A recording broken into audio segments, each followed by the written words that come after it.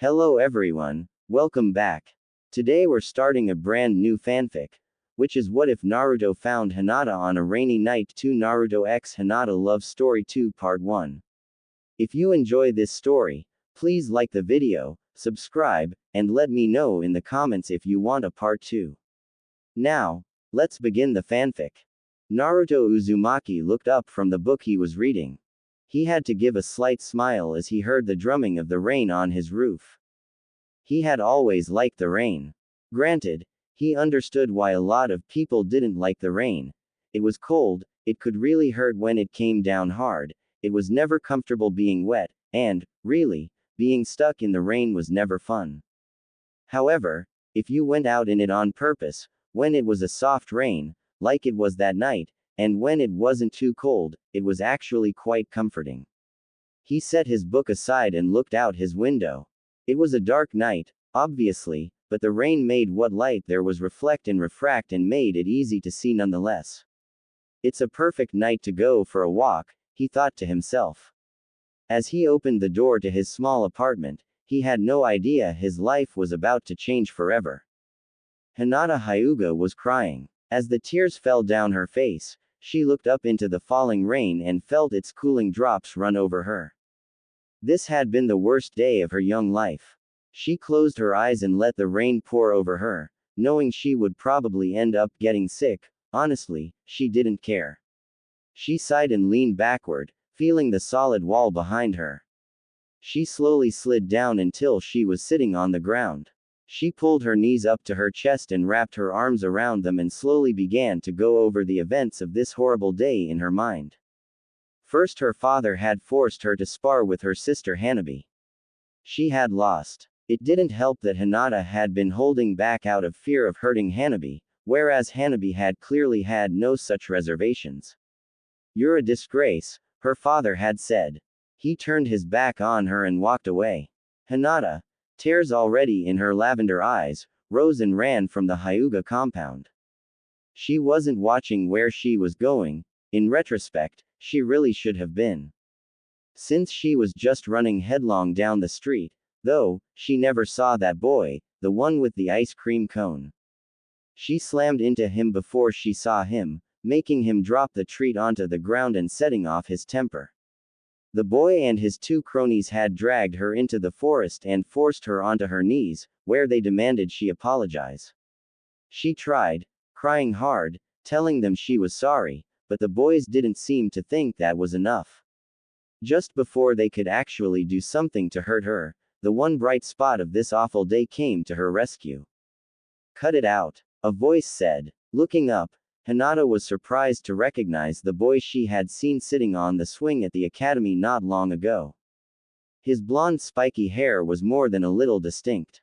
She had been told not to associate with this boy, and yet, here he was, coming to her defense without even knowing what was happening. As her tormentors turned to her savior and attacked him, both physically and verbally, Hinata's guardian, a main branch Hyuga named Ko, came and scared them off. He then took Hinata's hand and led her away, forcing her to leave her savior behind, beaten and bruised, laying on the ground. Upon arriving home, Hinata's day had only gotten worse. She had been called before her father. Hiyashi Hyuga, head of the clan and Hinata's father, had looked down at her with a look of disgust on his face. "I always knew you were weak, Hinata, but this day has shown me you're a disgrace and a hopeless failure," he said. Hinata forced herself not to cry at his words. She craved his approval so much, and here he was telling her she'd never earn it. He continued with his tirade. "Your Byakugan is even weaker than Hanabi's, while she is 5 years your junior. In spite of being a main branch Hyuga, you have no proficiency with either the gentle fist style or rotation. Your moves are hesitant, your attacks are weak, and your style is sloppy. And then I hear that today you allowed yourself to be beaten and controlled by civilians." He said the final word with disgust in his voice. Hinata looked up in fear as she saw his eyes fill with more rage than she'd ever seen the stoic man show. "You are no longer Hyuga," he continued, his voice still controlled. "Your Byakugan is so weak there is no point in sealing you as you will not pass it on to your children anyway. Get out of my sight, failure. So it was that Hinata found herself on the streets this night, crying her eyes out, getting soaked in the rain. Little did she know her day was about to go from being her worst to being one of the best of her life. Naruto grinned as he walked down the empty streets. The rain, soft, gentle, was calming, cleansing, and overall pleasant. The soft pitter-patter of the rain on the roofs and ground had a rhythmic sound to it, and it made Naruto feel like dancing. Then he heard a different sound. Naruto hadn't been paying much attention to where he was, and he had somehow ended up in the neighborhood of the Hyuga compound. As he drew nearer to the place, he found himself hearing a sound that made his heart clench. He heard the sound of someone crying. Naruto had always been a kind person by nature, so hearing someone in pain was like a knife to his heart. Hearing someone crying was even worse, and this was both. He didn't think, he just moved. He moved toward the sound, determined to do something about it. Hinata was reliving every moment of her day over and over again, and her sobs racked her body painfully. Every time she got to the part where the young boy had saved her, she smiled, but then she remembered being made to leave him behind and the words of her father afterward, and she cried even harder. Naruto found the source of the sounds he was hearing rather easily. It was a small girl, her dark hair soaked, her face hidden as she sobbed into her knees. He approached slowly, hoping not to scare the girl. "Hey," he said quietly. She didn't react, seemingly not hearing him. Naruto sighed in frustration. "Hey," he said a little louder. Still no reaction from the small girl. He shook his head and moved closer to her and hesitantly put his arm around her shoulders. Hinata jumped when she felt an arm go around her. She turned her head hesitantly and found, to her shock, that the boy who had saved her from the bullies earlier that day was now kneeling beside her and had an arm around her. Not bothering to wonder why he was there or how he found her, Hinata flung herself into the boy's arms and sobbed onto his shoulder. Naruto was shocked when the young girl threw herself at him and cried on his shoulder, but he didn't push her away, he was too kind for that. Instead, he gently put both arms around the girl and simply held her, letting her cry. The young blonde slowly began to rub the girl's back, trying to comfort her. After a few moments, he noticed her sobs weren't racking her body quite as fiercely. Continuing to hold the sobbing girl, Naruto looked up into the rain. He sighed. The rain was so nice, but here he was having to comfort someone who couldn't just appreciate the rain. He sighed again. Things could always be worse, after all. It took a solid 10 minutes for the small girl in Naruto's arms to cry herself out. Once she did, however, Naruto was stunned to feel her go completely limp in his arms. Looking down, he had to smile at how cute the now asleep girl looked. He carefully lifted her into his arms. "I better get her out of this rain," he thought. He looked around a moment and spotted a small bag that seemed like something the girl would have had with her. Plus, for being on the ground in an alley, it was remarkably clean, so he figured it was probably hers. Picking it up, he walked out of the remote alleyway where he'd found the girl, who was so light in his arms he could barely tell he was carrying her, and made his way home. Arriving to his small apartment, Naruto set the girl in his arms onto his couch gently and set her bag on the floor beside her. Then, he turned a light on. Looking back at the girl, he nearly keeled over in shock. "It's her," he said, his voice soft. He had seen this girl before, earlier that very day in fact. He had saved her from a group of kids who were bullying her. Of course, he doubted she'd ever recognize him or thank him, but he'd probably never forget that it was the first time he'd ever saved anyone. As he watched, the girl slowly opened her eyes. Hinata rubbed her eyes tiredly and sat up. "Where am I?" she asked. She didn't expect an answer, and she got none. She looked around. She was sitting on a small couch, which was resting against one wall of a tiny apartment. The majority of the apartment was dominated by a full-sized bed. There was a table to one side and a small kitchen area along one wall. She could see a door that she assumed led to a bathroom, and that was it. Then she looked a little closer to where she was and found a blond boy sitting on his haunches on the floor and staring at her, slack-jawed. Naruto shook his head when he realized the girl he'd brought home with him was looking at him. "Oh, hi," he said, rubbing the back of his head. "Sorry for shocking you like this, but I found you out on the street and when you fell asleep, I brought you here to get out of the rain." Hinata blushed and bowed as much as she could while sitting down. "Thank you," she said quietly. Naruto gasped. "Did you just thank me?" he asked. Hinata giggled. "Of course. You have done me a service, and it is only natural to thank someone when they have helped you," she told him. Naruto looked at her a little suspiciously. "Who are you?" he asked. Hinata blushed again. "Oh, I'm so sorry. I'm Hinata H." She stopped herself. "Just Hinata."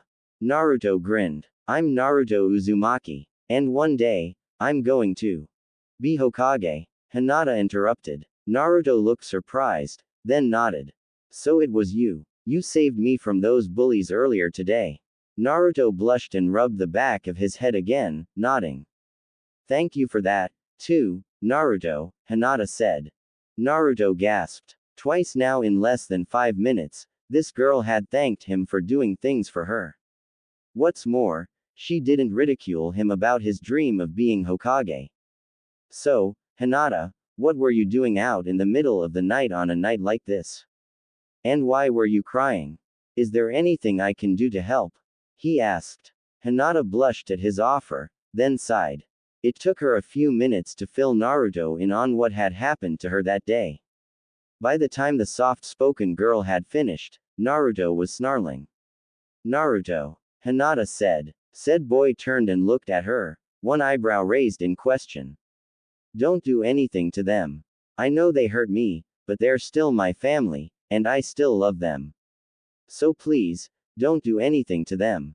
Naruto took a deep breath to calm himself down, then nodded. "All right, Hinata, I won't. But there are a few things I can do for you," he said. Hinata looked even more confused now. "First off, until we figure out what we're going to do, you can stay here with me. I know it's not much, but at least you won't be on the streets." Hinata blushed fiercely at that, then thought about it a moment. The boy was right, being here would be better than being on the streets. She nodded her acceptance. Naruto grinned. "The other thing I can do for you is help you prove your family wrong about you. I can tell you're a strong, kind person, and we're going to train like mad until you can show your family that too." Hinata smiled at Naruto's confidence and nodded again.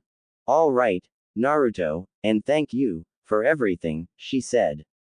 Naruto grinned. After thinking a moment, Naruto burst into a whirlwind of activity. Hinata felt her head spinning as she tried to keep up with what the blonde was doing. After a few moments, Naruto appeared in front of Hinata, a towel in hand. Hinata looked at him in confusion. Naruto handed her the towel and pointed to the bathroom, only then did Hinata realize the shower was running. "I started the shower for you. You need to get out of your wet clothes or you're going to get sick," he said. "I set an old shirt and shorts in there that I think will fit you. You can wear those until your clothes are dry." Hinata slowly nodded, took the towel from Naruto, and went into the bathroom. She smiled at the clothes she found waiting for her. They probably would fit her, and they were in pretty good shape, considering Naruto called them old clothes. Stripping quickly, she stepped into the shower. She sighed pleasantly as the warm water hit her. Naruto heard the shower open and close. "Hey Hinata," he called. He heard her acknowledge that she'd heard him from within. "I'm going to step in there and grab your wet clothes real quick. Don't worry, I won't peek at you." Hinata called back that that was fine, and Naruto did as he'd said he would. Taking her soaked clothes into a room Hinata hadn't noticed on her brief perusal of the apartment, he tossed them into the washer that was there. Turning it on, he sighed. Oh well, he'd been due to do a load anyway. Hinata washed her hair, wringing it out by hand then soaking it again, washing out the rain water. She sighed. It always felt so much better to be clean. As she washed her body, she cringed as she got to certain spots that were still tender from her spar with Hanabi. Naruto sat on the couch for a few minutes, then suddenly realized he'd forgotten something. Opening Hinata's bag, he dug into it a few moments, then found what he was looking for in it. Grabbing the item in question, he got up and walked to the bathroom door. Hinata sighed as she finished her shower. She opened the shower curtain and stepped out, planning to ask Naruto about how to turn it off after she was dressed. Just as she stepped out, however, she heard the bathroom door open. Hinata froze. Naruto opened the door, eyes on the floor, and took a step into the room. Looking up, he got an eyeful. He blushed deeply, knowing that the sight he was seeing at that moment was one he would never in his life forget. For, standing there in front of him, in all her glory, was Hinata. Naruto gasped and quickly looked away, blushing. I am so sorry, Hinata, I didn't realize you'd gotten out of the shower, he said quickly. He held out the item he'd gotten out of her bag for her. I realized I'd forgotten to put these in here for you. Hinata blushed when she realized he was holding a pair of her panties, then quickly took them and, making sure he didn't look again, stepped into them. Naruto didn't dare move for fear he would see her again, so Hinata quickly dressed. All right, Naruto, she said. I'm dressed now. Hinata was embarrassed about this whole situation, but she didn't feel violated or anything like that. After all, it was just an accident. Naruto looked up carefully, then breathed a sigh of relief when he found her clothed this time. I'm really sorry about that, Hinata, he said. Then, his curiosity got the better of him. I couldn't help noticing, though, you're different from me. Why is that? Hinata gasped and blushed furiously. She was glad the room was hot since she could use that as an excuse for her red face if Naruto asked. All girls are like me, she said. Looking around frantically, Hinata tried to think of some way to distract Naruto from their physical differences. Her eyes landed on the still running shower. Oh, Naruto, how do you turn off your shower? Naruto, never realizing he was being subtly played, snapped his attention to the shower. Oh, right, sorry, he said, then reached in and fiddled with the two knobs that controlled the water pressure and temperature. He explained briefly to Hinata how they worked. Hinata sighed in relief that her ploy had worked. Is there anything else you need, Hinata? Naruto asked after he had the water off and Hinata had yet to move. Oh, no, I'm fine, I should get my things and get ready for bed, though, I'm exhausted, she said, yawning. Naruto gave a small smile at how cute she was again, but he didn't say anything. Shaking his head to help him focus, Naruto told Hinata, wait right here, I'll grab your bag for you. He disappeared a moment, then reappeared, bag in hand. Passing it to the girl, he vanished from the bathroom. Once she was alone, Hinata let loose the breath she hadn't known she was holding and slumped onto the sink. Taking a moment to catch her breath and let her blush recede, she briefly combed her hair and brushed her teeth. Stepping out of the bathroom, Hinata found Naruto sitting on the couch, seemingly deep in thought. Naruto, she asked quietly. He looked up at her and smiled briefly, then went back to thinking. What is it, Naruto? Hinata watched in horrified fascination as Naruto put his thoughts aside and schooled his features to show her a cheerful smile. Oh, it's nothing, Hinata, he said then. Are you ready to head to bed? At the mention of bed, Hinata yawned. Yeah, I guess I am, she said, chuckling slightly. Naruto smiled, then showed her to his room. Hinata crawled onto his bed. Naruto smiled at her. Naruto? Hinata asked hesitantly. Yes, Hinata, what is it? He answered, smiling slightly. Patting the spot beside her, the young girl looked up at Naruto. Stay with me, please. Naruto gasped in surprise. Are you sure, Hinata? I mean, it's not really right for us to do that, you know, he said, his voice trailing off at the end as he realized he actually didn't want to leave her. I'm sure, Naruto. Just please stay, she said back. Naruto slowly crawled into bed beside her. He was surprised when the girl grabbed him and cuddled up to him like he was some kind of plushie, but he didn't push her away.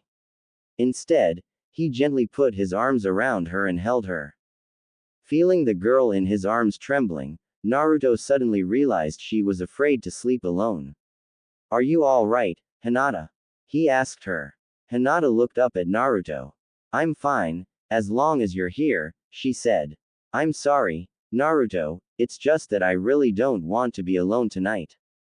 Thank you for staying. That said, the two youngsters closed their eyes and drifted to sleep in one another's arms. XXXXXX. Naruto opened his eyes slowly. He looked around, feeling oddly heavy. He was surprised when he found Hinata sound asleep with her head resting on his chest. Rather than awakening the sleeping girl, he rubbed her back gently, letting her sleep. After all, her weight on him, rather than bothering him, was actually rather comforting in its way. Watching the girl sleep, Naruto was struck yet again by how cute she was. Her face looked so peaceful in sleep, and with her long dark hair framing her pale face, she looked angelic somehow. He started humming softly, a tune he made up as he went. Eventually, the rubbing and the humming awoke the sleeping girl. Hinata opened her eyes and looked around.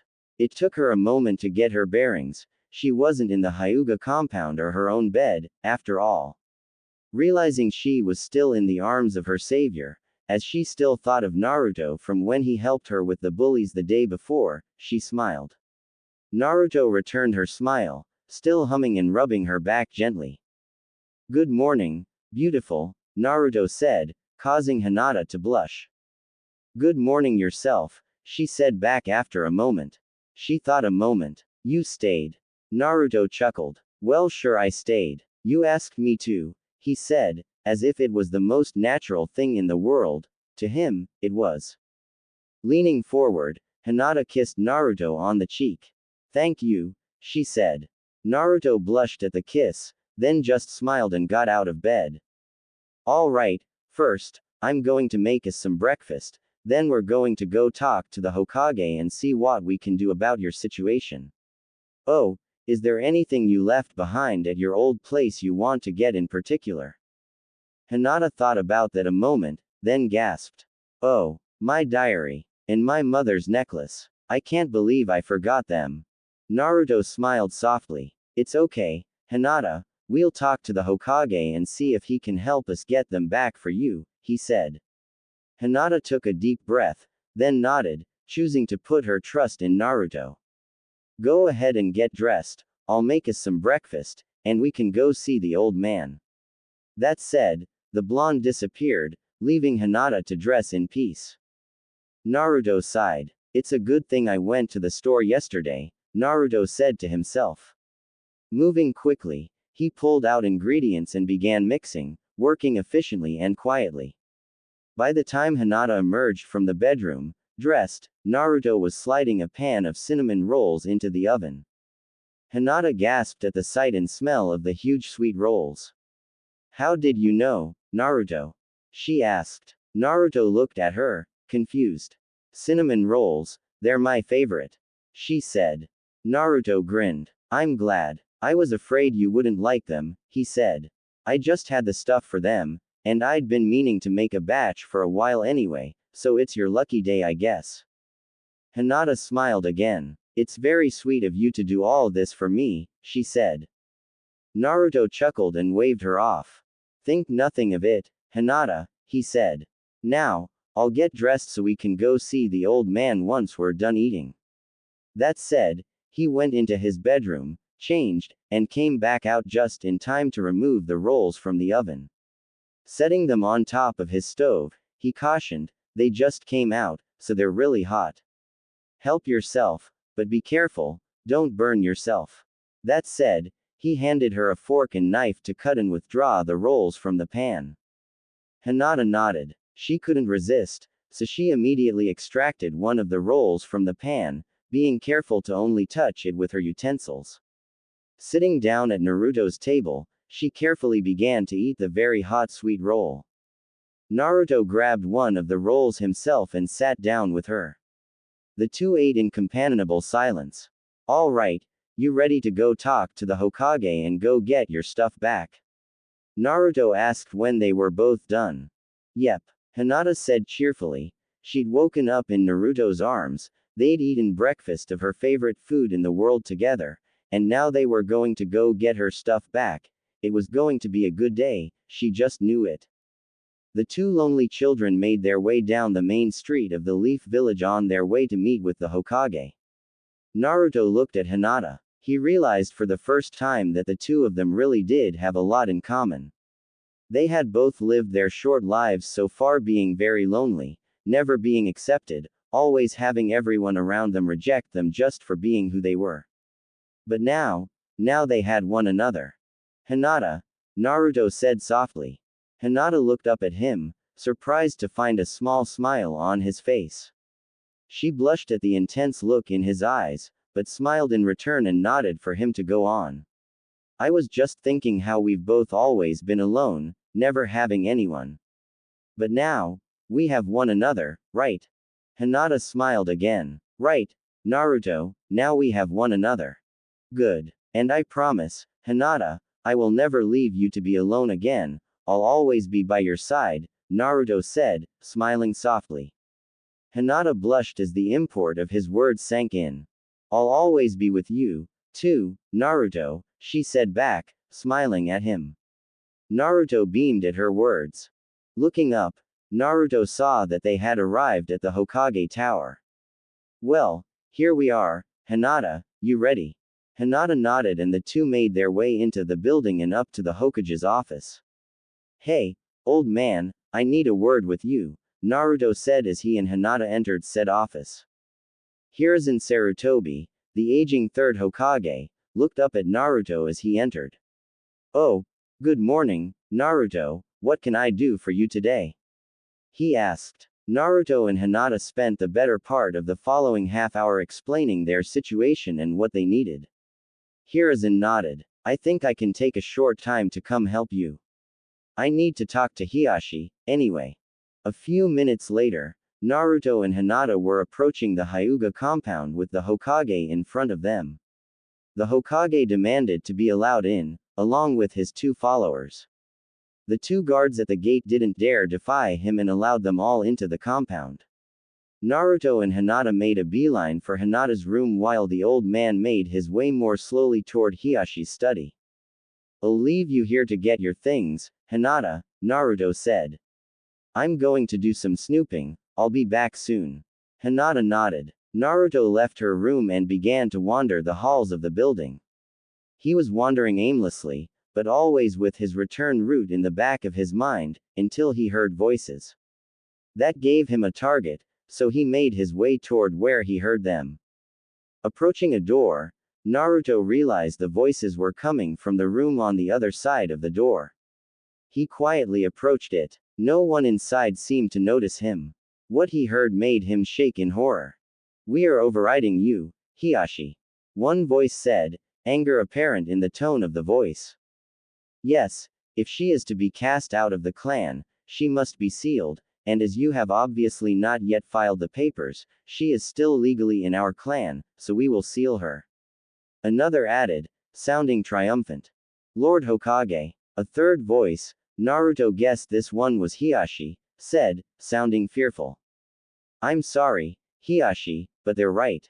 She is still legally in your clan, which makes this an internal clan affair. I can do nothing, the voice of the third Hokage said. I see, the previous voice responded, confirming Naruto's guess that it was Hiashi. We must get her now, while she is still in the compound, the first voice that had spoken said, this time sounding more arrogant than angry. Naruto had heard enough. I'm not sure what it is they want to do to Hinata, but I will not let them do it. He thought. That thought in mind, he left, making a beeline back to Hinata's room. He knocked on her door. Hinata. Yes, Naruto, what is it? She asked, worried at the urgency she detected in his voice. Do you have everything you need? He asked her. He didn't want to worry her, but they had to move and move fast if they wanted to get out of here. Yeah, I'm ready. Why, what's wrong? Hinata answered. She was surprised when Naruto burst into her room, grabbed her by the hand, and, pulling her behind him, ran from her room all the way out of the compound and back onto the street. He refused to let them stop until they were all the way back to his apartment. Naruto, what in the world happened? Hinata, they're going to seal you, he told her. Hinata gasped. Naruto took a deep breath. When I was wandering around, I heard your father, the old man, and a bunch of other people talking. They were saying they were overriding your father and that they were going to seal you. But we're safe here, now, right? Hinata asked. She knew it was a vain hope, somehow. No, I'm sure they know you're here with me by now, he trailed off, thinking. Hinata looked worried. Hinata, we have to go. We have to run away, away from the village, away from everything, at least until this all blows over. And we can't tell anyone we're going, not even the old man, he said he couldn't do anything to help us. Hinata thought about that and everything else Naruto had told her. He was right, she realized. All right, Naruto, we'll go, she said. But we need to pack anything you have that we might need first. Naruto nodded and grabbed a bag from his closet. This has all my camping stuff in it, a tent, 2 sleeping bags, don't ask, and some stuff we can use to start fires, plus a few spare sets of clothes I have. Most of your stuff is still in that bag you had last night, so just grab that and I'll grab a few more things and we'll be good to go, he said. Hinata nodded, went into the bedroom, and grabbed her bag from where she had left it that morning. Both youngsters grabbed their things from the bathroom and tossed them into their bags, and Naruto grabbed a box from the top of his closet. I'll explain later, but I'm not going anywhere without this, he said. Hinata nodded. So, are we ready now? Hinata thought a moment. Yeah, though I don't know what we're going to do for food, she said. Naruto chuckled. Don't worry, I've got that covered. All right, let's get out of here, he told the young girl. Hinata nodded. Naruto grabbed her by the hand and the two left his apartment. Once they were back on street level, the two sprinted all the way to the village's main gate. There, the two waited until the gate guards were distracted, then ran as fast as they could out of the gate and into the forest outside the village proper. Naruto and Hinata turned back and looked at the gate of the Hidden Leaf village. We will come back, someday, Naruto said, more to himself than Hinata. Until then, goodbye, old friend. Hinata wasn't entirely sure if he was talking to the village itself or to the Hokage, but, really, she didn't see that it mattered all that much. XXXXXX. While Naruto and Hinata were departing the village, the Hyuga clan was making its way to Naruto's apartment. The third Hokage had accidentally told them where Hinata was staying, and they were on their way to find her.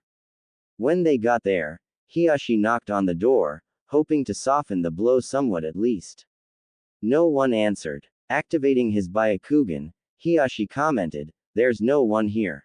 That was all the incentive the clan needed. They busted the door down and tore through the apartment looking for either the blonde or their missing heiress. No sign of either was found. Just as they were leaving, Hiruzen stopped Hiashi and pointed to a spot in the closet that was completely dust-free, like something had just been moved. Naruto would never take that unless he wasn't coming back for a while, the old man explained. He's left the village, no doubt Hinata with him, to keep her away from your clan. Hiashi smiled. Good. He's saved her again, it seems, he said. In the meantime, is there anyone you can send to keep an eye on them and make sure they're safe out there? Hiruzen thought about that. There is, but it will take him a long time to get here, a couple years probably. He's in very deep cover at the moment, the third responded. Hiashi sighed. Naruto's lived on his own, I'm sure he'll keep them alive at least. That will have to do. Please, do what you can, Lord Hokage, he said, his worry for his daughter obvious in his voice. I will, Hiashi, I will, Hiruzen responded. Oh, Naruto, what in the world were you thinking? Just be safe out there, Naruto, please be safe, the old man thought. Your father would never forgive me if anything happened to you. Naruto sighed as he and Hinata entered the forest outside the Leaf Village's main gate. He had never thought before that he would ever leave the village like this, yet here he was, running from the village like his life depended on it. His life didn't, but his first and only friend's freedom did, which, to him, was equally important. Speaking of his friend, we'll be back someday, Hinata, he said softly to the raven-haired girl walking a little behind him. I just don't think I could protect you from your whole clan if we stayed in the village. The boy sounded so down, Hinata couldn't help feeling sympathetic toward him. She moved up beside him and rested a hand on the crook of his elbow. My hero, she said, smiling. Naruto looked at her in surprise and, seeing she was serious, blushed deeply. Hinata giggled. Seriously, Naruto, it's fine, I understand, she told him. I'm grateful that you would give up everything you had there to protect me. Naruto smiled wryly. You saw my apartment, Hinata, he said. Hinata nodded, confusion obvious in her eyes. That's all I have. I have no family, no friends, no one but old man Hokage will even care that I'm gone. Hinata looked at the boy in surprise again, she hadn't realized he was so alone. If you're so alone, why did you help me?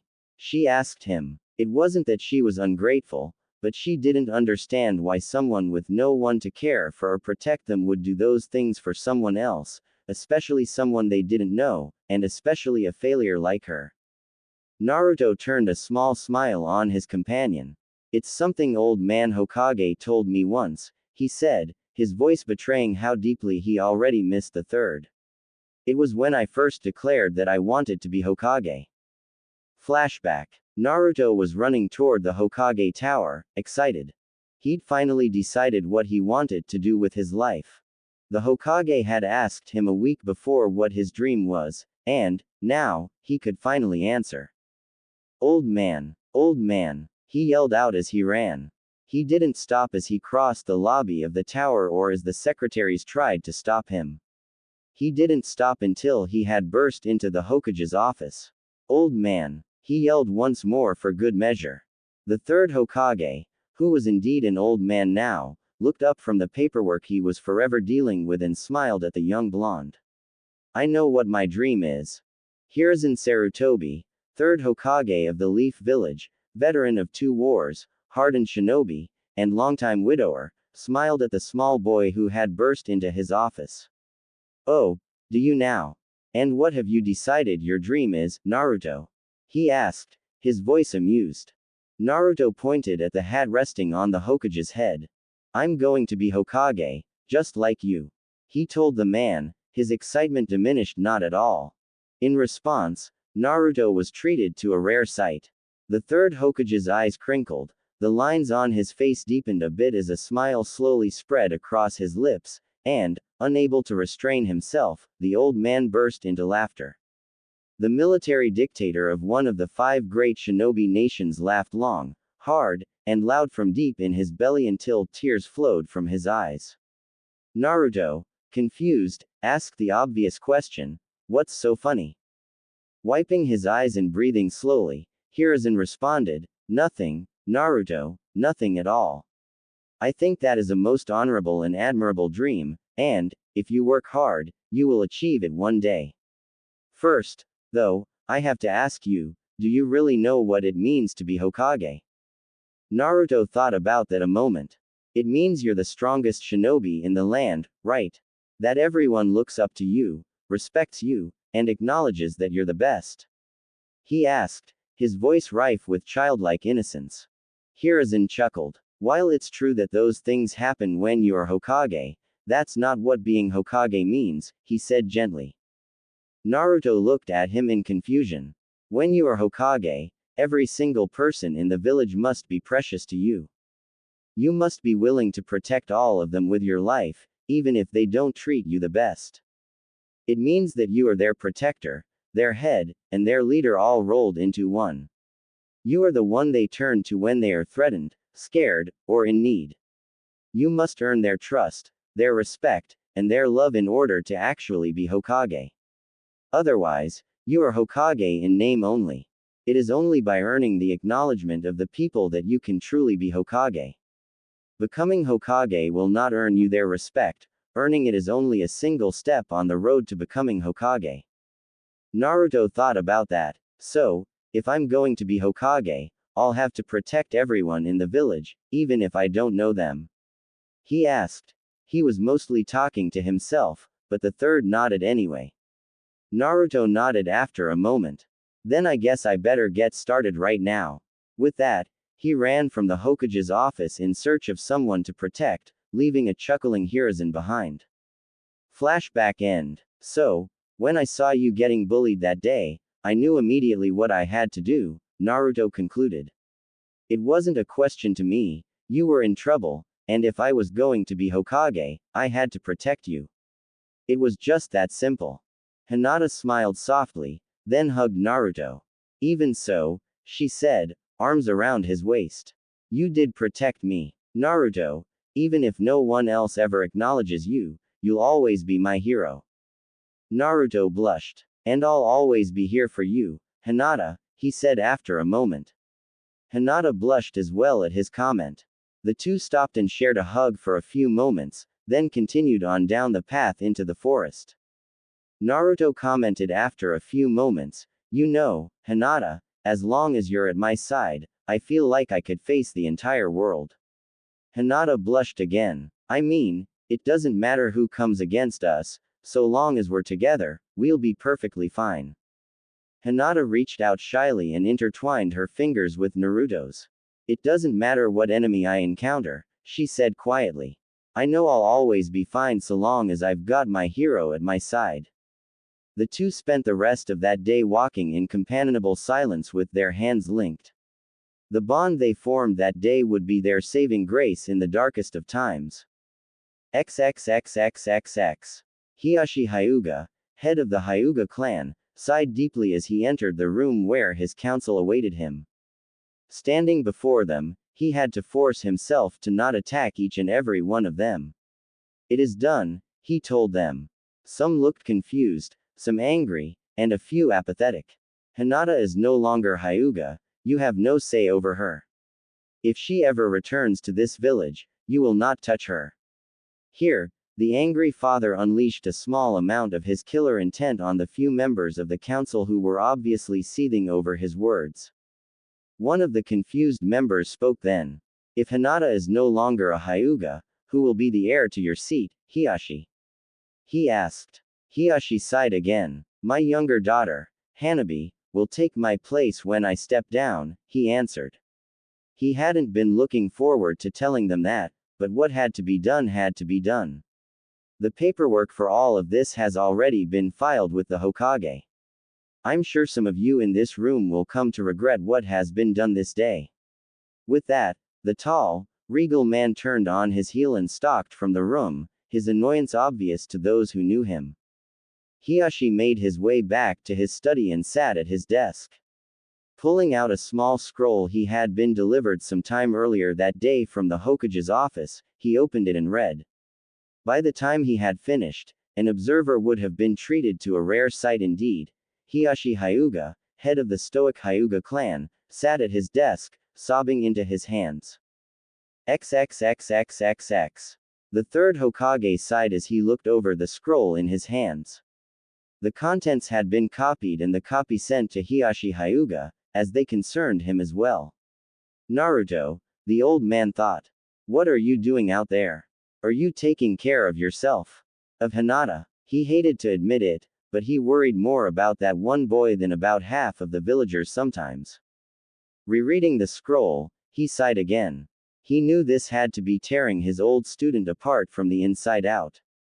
To know that his old student's son was out there, wandering the wilderness on his own at the age of 8 years old, with another person his own age depending on him to keep her alive no less, and that he could do absolutely nothing to help the boy had to be making the Toad Sage an emotional mess. The scroll in his hands had very few words. It simply stated, message received. Will retrieve foundling as soon as possible. Foundling must survive 2 years without assistance. Hiruzen took a long drag on his pipe, ruminating over the situation. He had informed Hiashi of this, along with a brief explanation of the code he and Jiraiya had been using. There really wasn't much more he could do. Technically, he supposed, he could send one of his trusted Anbu to watch over Naruto, but that, he knew, would be a very bad idea. Given his past and the way he had grown up, Naruto wasn't exactly the trusting type. If he discovered that a Leaf Anbu was trailing him and Hinata, he would, at best, try to lose the man or, at worst, attack him. Hiruzen was nothing if not a realist, and he realized that Naruto would likely not trust the Leaf Village in general at the moment. Given what had happened, he couldn't really blame the boy. Hiruzen puffed on his pipe again, leaning back in his chair to think. It had been some years since he'd had a conundrum like this one. He wanted desperately to keep an eye on Naruto somehow, yet he couldn't without destroying whatever trust the boy had left in the village. In order to keep Naruto from hating the village, he had to do the one thing he hated doing most, nothing. He sighed again. This was going to be a long 2 years. XXXXXX. Jiraiya looked at the scroll his old sensei had sent to him via messenger summons. He'd read the thing so many times by now he had its contents memorized. Not that there was a lot in it, and what was there was in code, but still, he knew every line in the thing intimately by now. All it said was, "Foundling has left the nest. Request immediate assistance." On the one hand, Jiraiya understood why his sensei was alerting him. Foundling referred to his godson, after all. On the other, all it really accomplished was to give Jiraiya the worst case of guilt he'd ever felt in his life. The reason for this was quite simple. The Toad Sage was currently deep undercover, and there was absolutely no way he could get out of where he was any sooner than 2 years from now. He groaned again, his fingers tightening on the scroll. "Oh, Naruto, why did you have to leave now?" he thought to himself. "You goofy blondes are always getting me in trouble. Your father would come back from Shinigami's own gut if he thought I was neglecting you at a time like this and kill me." That thought in mind, Jiraiya went over his mission plans yet again. He discovered that, with a little tweaking, he could knock off at most 6 months, but that still left Naruto on his own in the wilderness for a year and a half. Jiraiya growled deeply. He hated feeling helpless. It really was too bad that Jiraiya's mission was completely necessary for village security. Otherwise, he would have gladly abandoned it to go and take care of Naruto.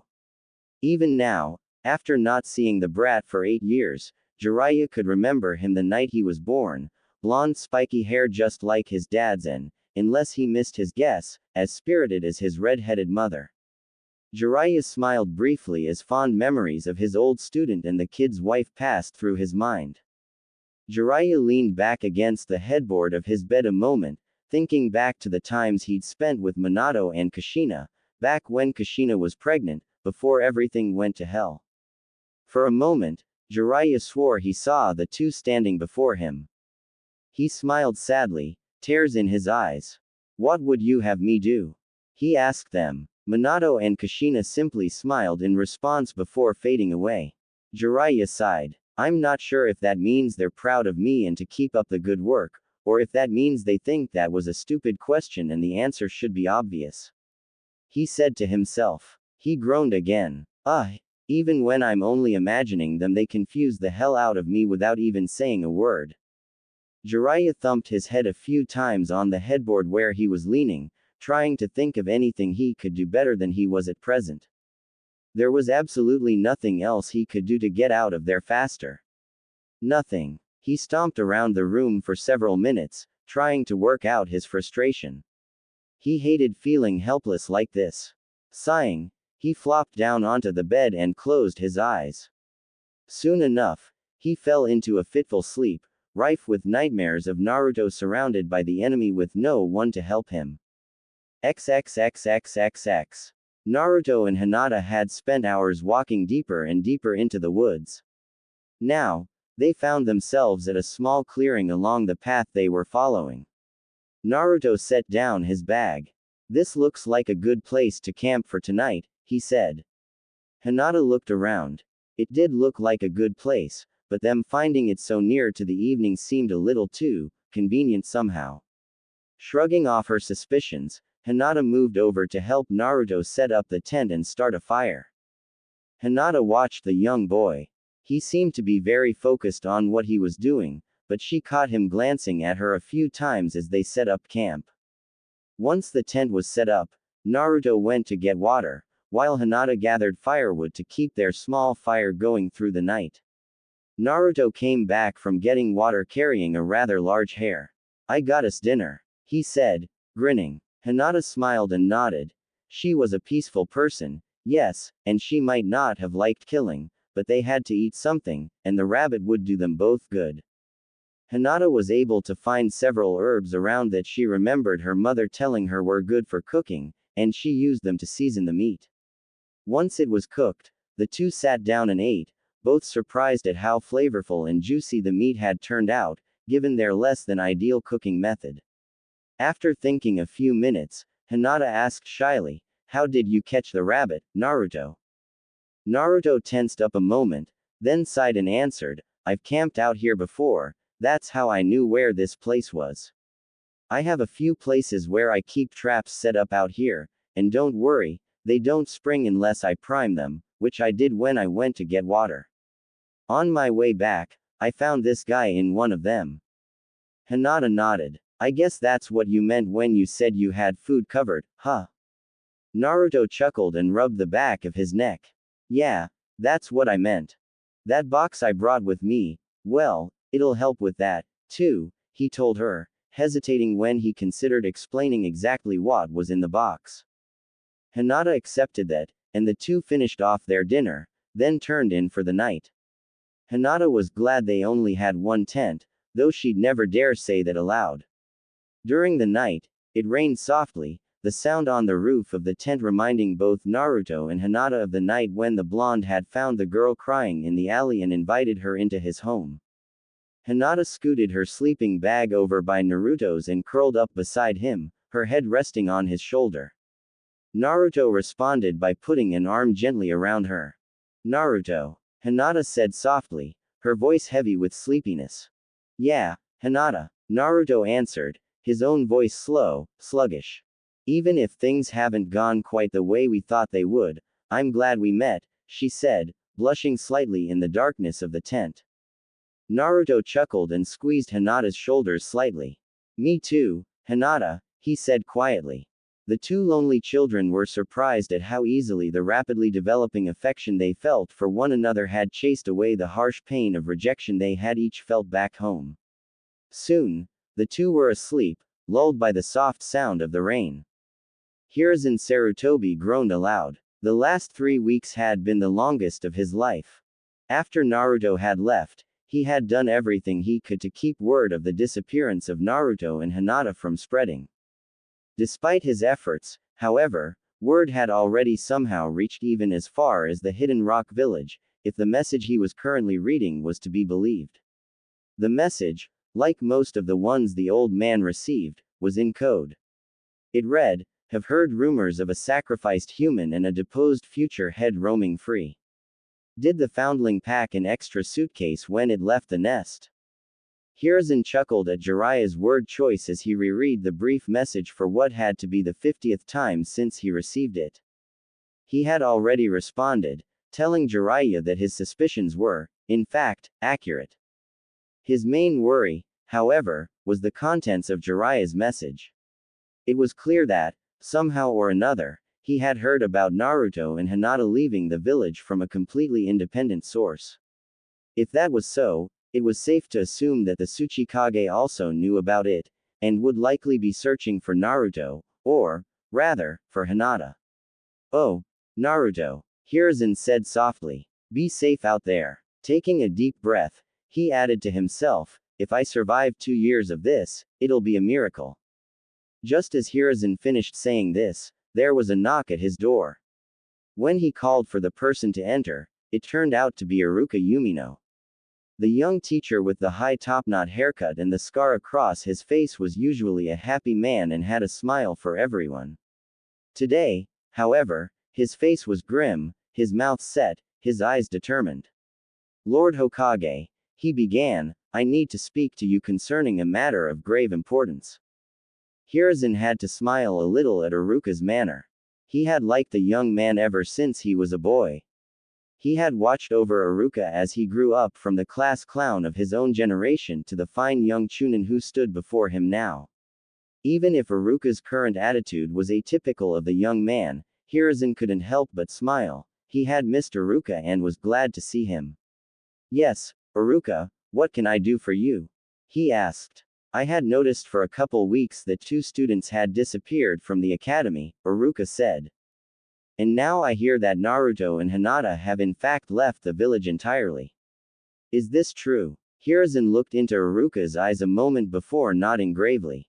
Iruka sighed, deflating a bit. I was afraid of that.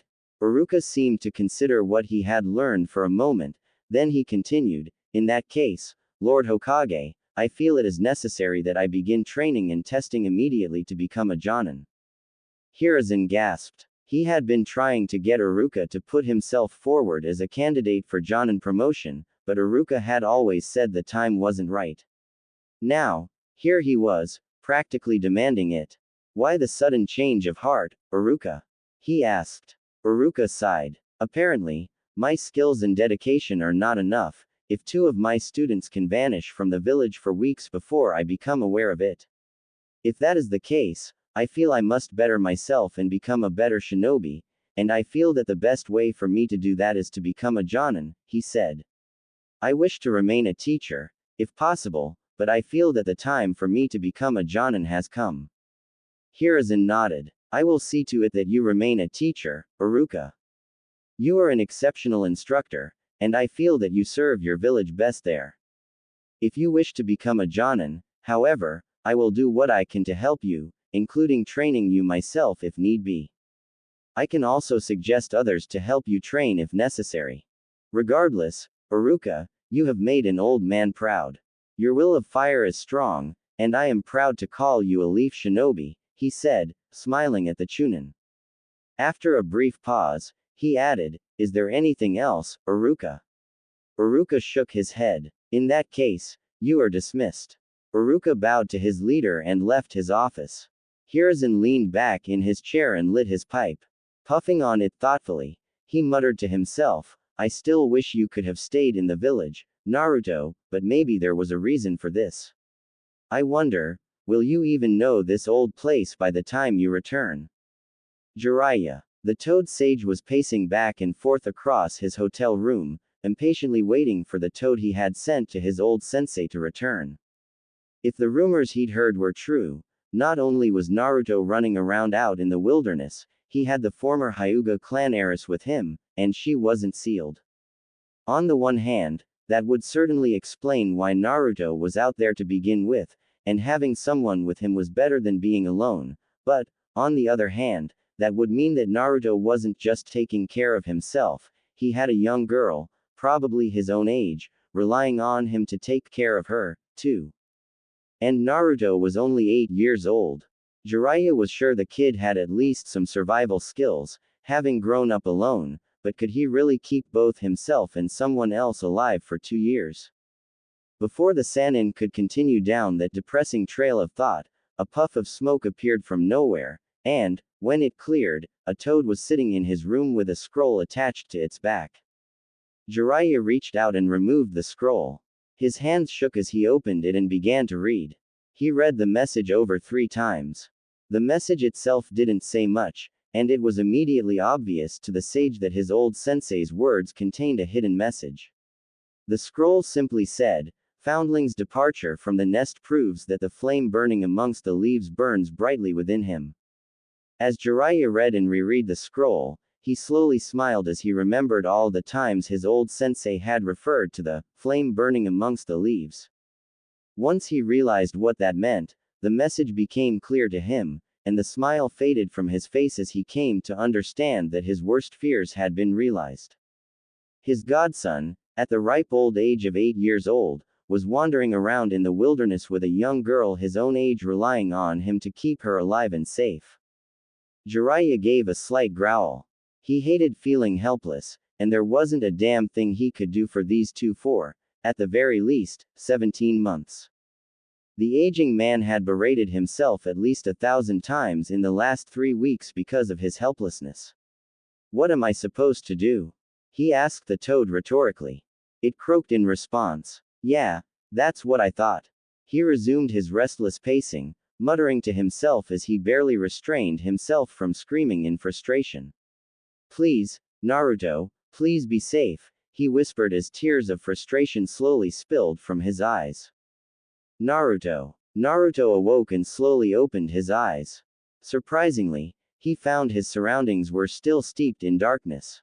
As his eyes slowly adjusted to the darkness, he realized that he was moving. The ground below him was rocking around and clearly in motion. When he was able to see somewhat clearly, he saw that he was in a covered wagon of some sort.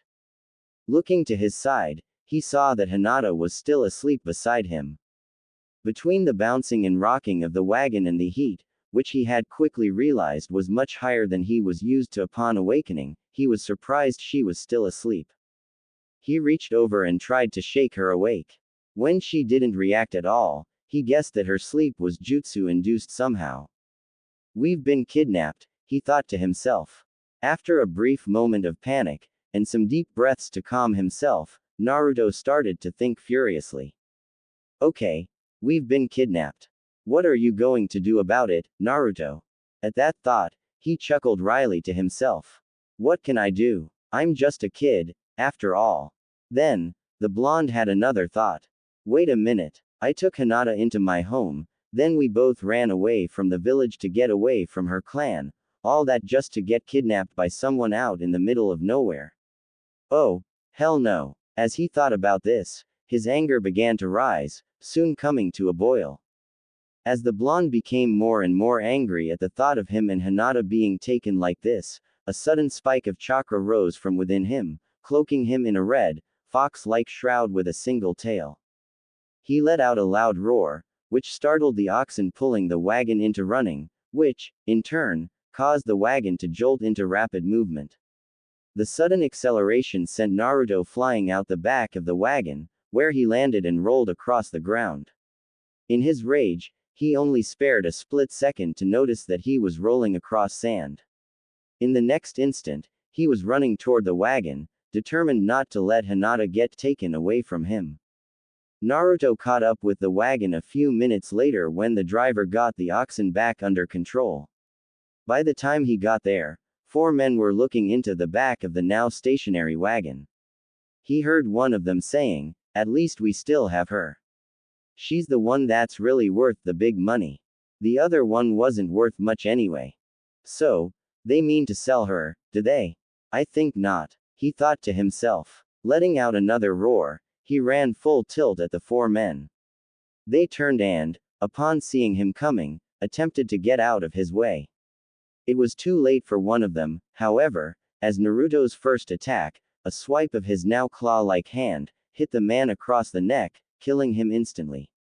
The 3 remaining men took up defensive positions a short distance from Naruto, not sure exactly what to expect. Growling, the red-cloaked boy ran at them with murder in his eyes, which were now red and had slitted pupils like those of a fox. The 3 men pulled kunai and prepared to defend themselves. Naruto's next attack chopped off the hand of one of the men. The other 2 came at him from behind while he was still focusing on that one, but their attacks were stopped by the red shroud.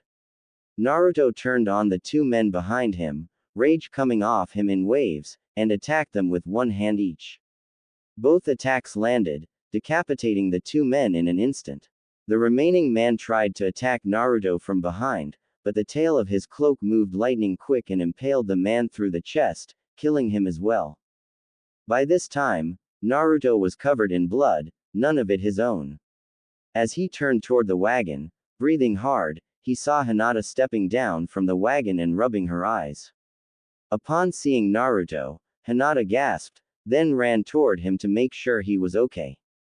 Naruto, upon seeing that Hinata was awake and all right, smiled slightly, let out a sigh, and fell to the ground, unconscious. The red chakra seeped back into his body moments later. When Naruto fell to the ground, Hinata stopped a brief moment, then ran as quickly as she could to him, deeply frightened that he might be dead. When she got there, she found that the blood on him was not his own, which calmed her down a lot. After taking a few deep breaths, Hinata lifted Naruto's body and managed to get it back to the wagon. She knew that leaving him out there in the extreme heat of the day would do him no good, so she was determined to get him into the shade. That done, Hinata rooted around in the wagon and found all of their possessions tucked away in a back corner.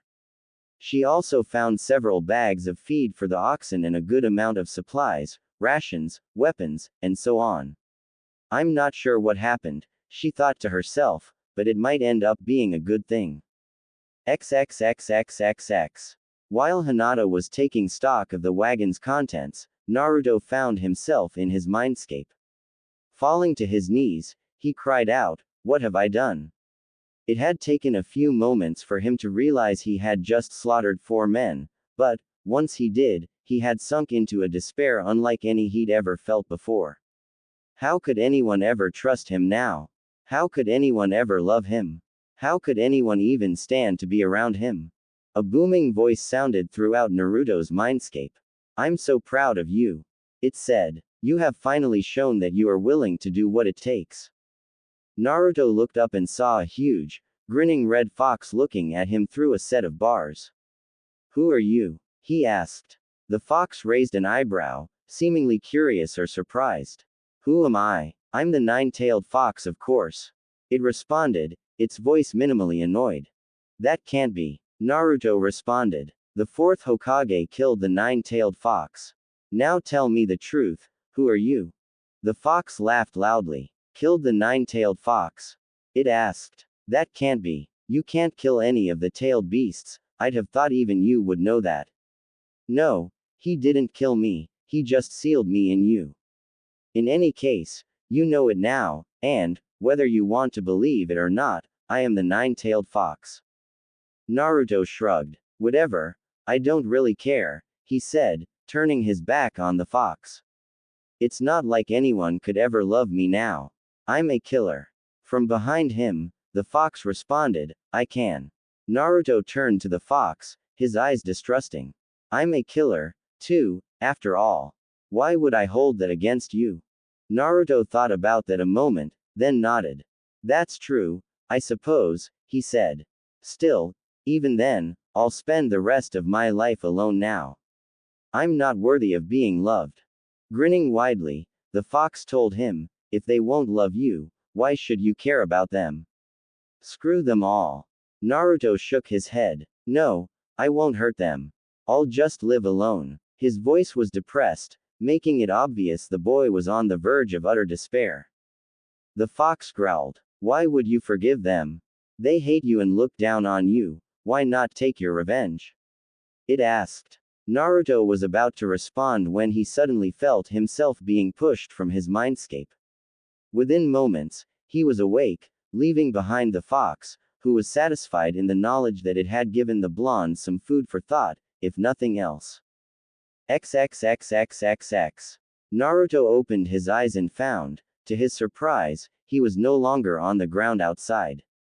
Instead, he was apparently back in the bed of the wagon. Looking around, he found Hinata sitting nearby, going through a pile of something. From where he was, he couldn't tell exactly what she was doing. Hinata heard Naruto shifting around and turned to him with a smile.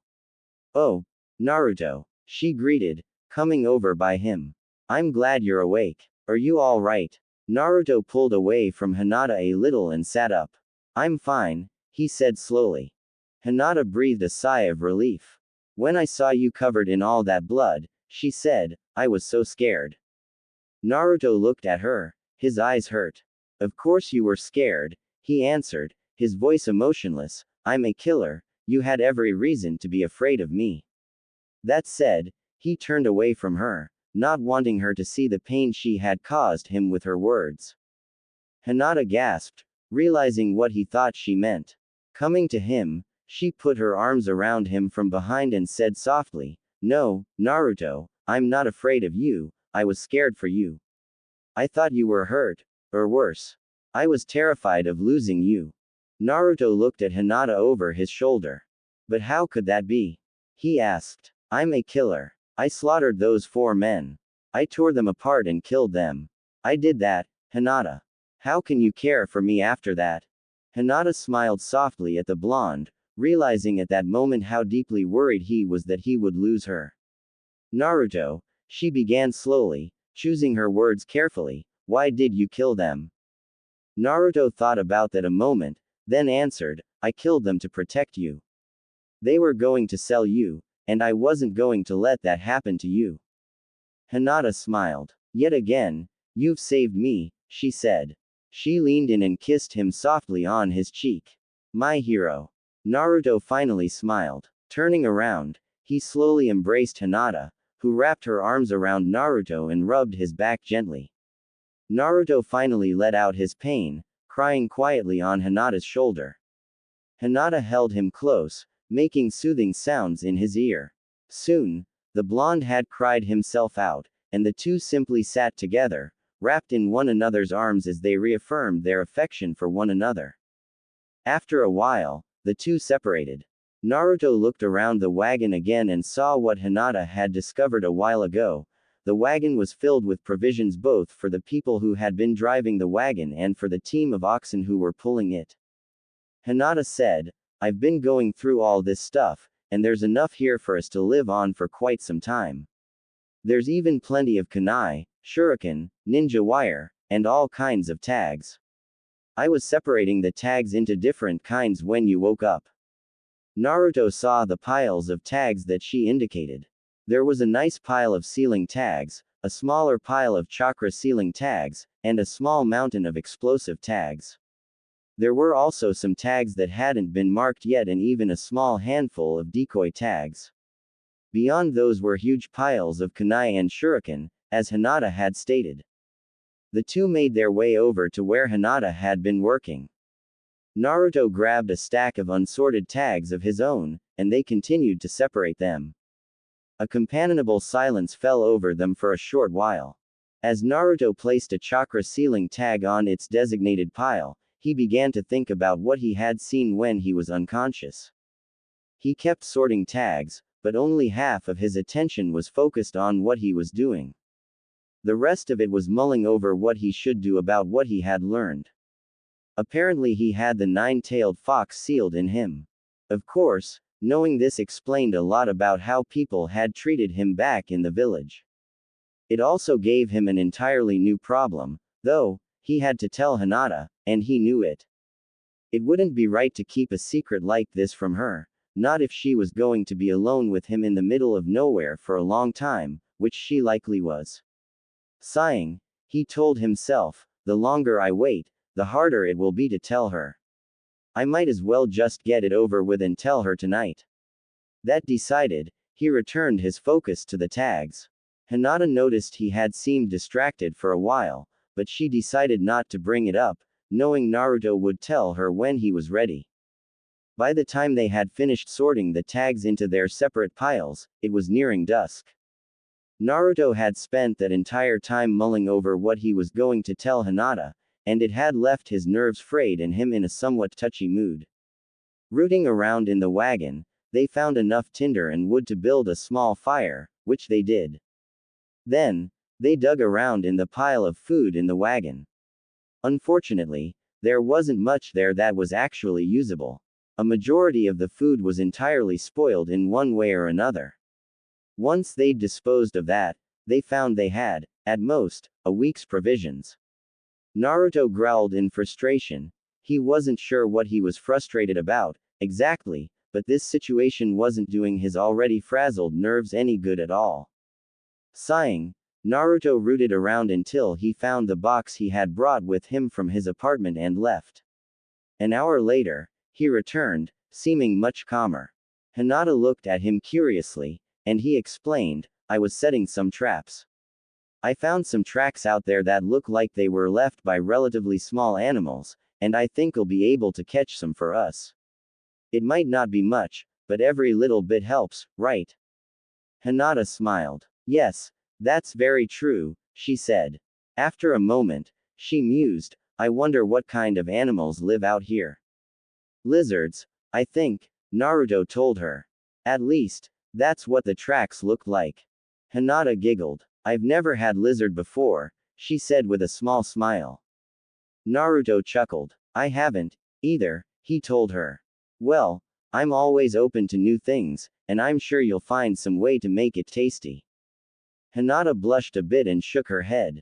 I appreciate the vote of confidence, she said, but I don't know how much I'll be able to do with what we have here.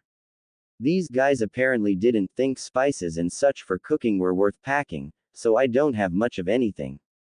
Naruto sighed. And I doubt we have much water, either, do we? He asked. Hinata shook her head again. There's enough for us and the oxen for maybe 2 weeks at the most, she said. And what we have isn't exactly the freshest, either. Naruto shook his head and grumbled, everything was going so well, now look at us, stuck in the desert with just a wagon, some oxen, and enough food and water to live for maybe 2 weeks at the most. Hinata reached out and put a hand on his shoulder. Hey, at least we're still together, she said. Naruto sighed. Yeah, that's true. Hinata, there's something I have to tell you, he said, gently pulling her around in front of him so he could look into her eyes. Hinata gave him a comforting smile and nodded. When I was unconscious. I'm not sure how, but I went into my own mind. It was like I was in a boiler room or something. My mindscape, I guess you could call it. Hinata nodded again, her eyes curious. The thing is, I wasn't alone. There was a huge cage in there. And in that cage, I saw the 9-tailed fox. He told me the 4th Hokage didn't kill him, saying it's impossible to kill a tailed beast, and that the 4th sealed him into me. Apparently, me being born the day the fox attacked was no coincidence. Hinata thought about what she'd been told, then activated her Byakugan. She had to see something. With her Byakugan on, she saw that Naruto had 2 separate chakras within his body. The normal, bright blue chakra that everyone she knew had. And a deep red chakra that seemed to carry an evil presence with it. That must be the 9-tailed fox's chakra, she thought to herself. To Naruto, she said, I guess that's why everyone back in the village ignored you, huh? Naruto nodded, waiting to see how she'd take this. Hinata smiled. I saw you with my Byakugan. Your body has 2 chakras. The fox's chakra is within you, that's true, but it's not your own. Your own chakra is the same as mine. That tells me that you're not the fox, no matter what the villagers think. That said, she came close to Naruto and wrapped her arms around him. Naruto hugged her back, letting go of the breath he hadn't realized he was holding. Thank you, Hinata, he said. Taking a deep breath, he told her, I'm so glad you accepted me. I was really afraid you wouldn't. Hinata pulled back a little and looked up at Naruto. How could I ever reject my hero? She asked with a playful smile. Naruto couldn't help but smile back. Thank you, he told her again. By this time, it was getting dark. Hinata climbed into the wagon and gathered some meat for their supper. She proceeded to cook it over the fire they'd made earlier, and the two ate quietly. Naruto was too busy watching Hinata and thinking about everything that had happened that day to talk, and Hinata was just enjoying the comfortable silence between them. Smiling slightly, Hinata thought, it's been a crazy few weeks, what with Naruto and me leaving the village and living out here and all, but I'm still glad he and I met. Naruto noticed the smile on Hinata's face and asked quietly, what are you thinking? Hinata told him what she'd been thinking, and he answered, yeah, me, too. The two finished eating, then they lay down beside one another on the sand, looking up at the rapidly darkening sky. Hinata moved to Naruto and rested her head on his shoulder. The two smiled, glad for the companionship, and watched the stars begin to come out. It's nice out here, Hinata commented, her voice sleepy. It's peaceful. Naruto nodded. Yeah, I'd always thought the desert would be different from this, somehow. It's a little lonely, but it's mostly just peaceful out here. It really is nice, he said with a chuckle. Hinata giggled sleepily. Naruto wrapped one arm around the girl, and, soon enough, both were asleep, laying under the starry sky. XXXXXX. The following day, Naruto and Hinata finished taking stock of the contents of the wagon. Hinata found a map and compass somewhere, and Naruto managed to find some clothes that would fit them both. Their own clothes had apparently been abandoned by their captors, so they were both in need of those. Naruto set aside his orange jumpsuit and dressed in the somewhat drab clothes he'd found. They weren't exactly attractive, but they were fairly comfortable and clean. Hinata found her clothes a bit on the large side, but she didn't mind that. Her own clothes were baggy as well, so she was used to it. She found the outfit she was wearing a bit on the scratchy side, but she figured she could endure that. Once they were dressed, the two found some ration bars for their breakfast and fed the oxen. Then, Hinata pulled out the map and compass she had found and tried to figure out where they were. Unfortunately, the desert all looked the same in every direction. She was able to figure out they had been heading north originally based on the tracks of the wagon. Beyond that, however, she found they were just as lost now as they had been before she found the map. Thinking over their situation, she decided that heading east wouldn't do them much good, since that would just take them back toward the land of fire. Since south would only lead them to the ocean, and north would lead them to the land of earth, she quickly decided that their most logical course of action would be to go west. Hopefully, that would lead them to the village hidden in the sand. There, at least they could be sure to find supplies. Maybe they could even safely live there for a while. The land of wind and the land of fire were allies, after all. She had heard rumors some time back that there was a monster living there, but she didn't put much stock in that. Rumors were almost always exaggerated, she told herself. Well, even if we're not due east of the village, at least we should come close enough to it to be able to see it, she thought to herself. I just hope we're not west of the village, that would be a disaster. Turning to Naruto, she told him, I think we should head west. There's a village in the desert, the village hidden in the sand, and I'm pretty sure we're east of there. I'm sure we can get supplies there at the very least, and maybe we can even live there safely for a while. I don't know about you, but I'd rather not spend any more time out here in the wilderness than necessary. Naruto nodded. That's true enough. All right, Hinata, let's get going. Which way is west? Hinata pointed, and the two climbed onto the driver's seat of the wagon. It took some doing, but they eventually managed to get the oxen moving and heading in the right direction. Hiruzen. As Naruto and Hinata were heading off to the west in the desert, Hiruzen was reading over a report he'd gotten from one of his Anbu squads. They had just returned from a mission. On their way back to the village, they had felt a spike of chakra and gone to check it out. What they had found wasn't exactly comforting, to say the least. They found the remains of a campsite, where, they guessed, two people had been camping for some time. Before they'd gotten there, however, a group of at least 3 other people had run roughshod over the site, and now it was abandoned.